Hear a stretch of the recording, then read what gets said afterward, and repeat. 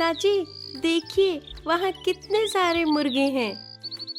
पवन, वहाँ सिर्फ मुर्गे नहीं, मुर्गियाँ भी हैं। इन दोनों में क्या फर्क होता है? दोनों एक जैसे ही तो दिखते हैं। बेटा, मुर्गे और मुर्गियाँ एक जैसे दिख सकते हैं, लेकिन इनमें अंतर होता है। मुर्गी स्त्रीलिंग है और मुर्गा पुल्लिंग है। लिंग के आधार पर हम किसी भी व्यक्ति, जानवर या वस्तु की पुरुष या स्त्री जाति का बोध कर सकते हैं। इसे ही लिंग कहते हैं। यह बहुत दिलचस्प है। मैं सोच रहा हूँ कि क्या आप मुझे इस बारे में और बता सकते हैं? बिल्कुल। लिंग के दो भेद होते हैं, पुल्लिंग और स्त्रीलिंग। पुल्लिंग शब्द पुरुष जाति का बोध करवाते हैं और स्त्रीलिंग शब्द स्त्री जाति का बोध करवाते हैं। क्या आप हमें कुछ उदाहरण दे सकते हैं? बिल्कुल। संज्ञा शब्द के जिस रूप से उसके पुरुष जाति के होने का बोध हो उसे पुल्लिंग कहते हैं। जैसे पिता, नौकर, घोड़ा, अखबार, भाई, पेड़, घर आदि। मैं समझ गई, जैसे मुर्गा पुल्लिंग है और मुर्गी स्त्रीलिंग है। तो इस प्रकार राजा पुल्लिंग है और रानी स्त्रीलिंग। बिल्कुल सही। अब हम कुछ पुल्लिंग शब्दों के वाक्यों में प्रयोग देखते हैं। उदाहरण, राम पुस्तक पढ़ रहा है। शेर जंगल का राजा है। स्त्रीलिंग शब्द क्या होते हैं? अब मैं तुम्हें स्त्रीलिंग शब्द के बारे में बताता हूँ। संज्ञा शब्द के जिस रूप से उसके स्त्री जाति के होने का बोध हो उसे स्त्रीलिंग कहते हैं। मैं समझ गई पिताजी। जैसे लड़की, माता, घोड़ी, बहन आदि।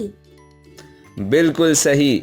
अब हम कुछ स्त्रीलिंग शब्दों के वाक्यों में प्रयोग देखें। उदाहरण, सीता पुस्तक पढ़ रही है।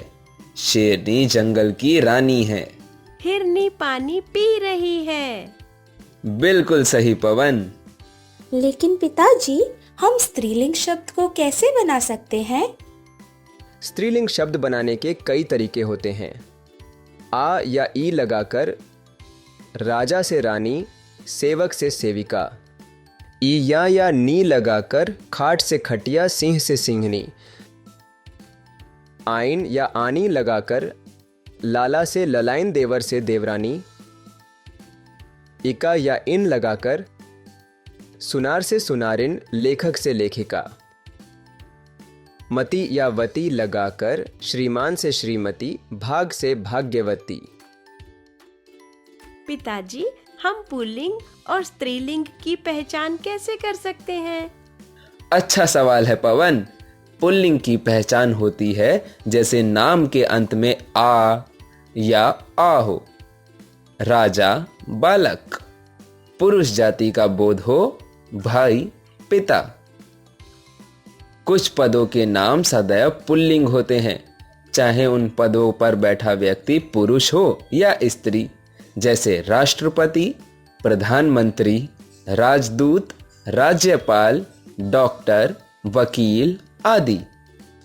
क्या तुम जानते हो कि जिन शब्दों के अंत में पा, पन तथा त्व आदि लगते हैं वे प्राय पुल्लिंग होते हैं, जैसे बुढ़ापा, लड़कपन तथा देवत्व आदि। पिताजी, मुझे नहीं पता था। और स्त्रीलिंग की पहचान कैसे कर सकते हैं? स्त्रीलिंग की पहचान होती है जैसे नाम के अंत में ई या आ हो। रानी, महिला। लिंग पहचानने की सरल विधि यह है कि अगर किसी शब्द से पुरुष जाति का बोध हो तो वह पुल्लिंग होगा और स्त्री जाति का बोध हो तो वह स्त्रीलिंग होगा। धन्यवाद पिताजी। अब हमें लिंग के बारे में सब कुछ समझ आ गया है।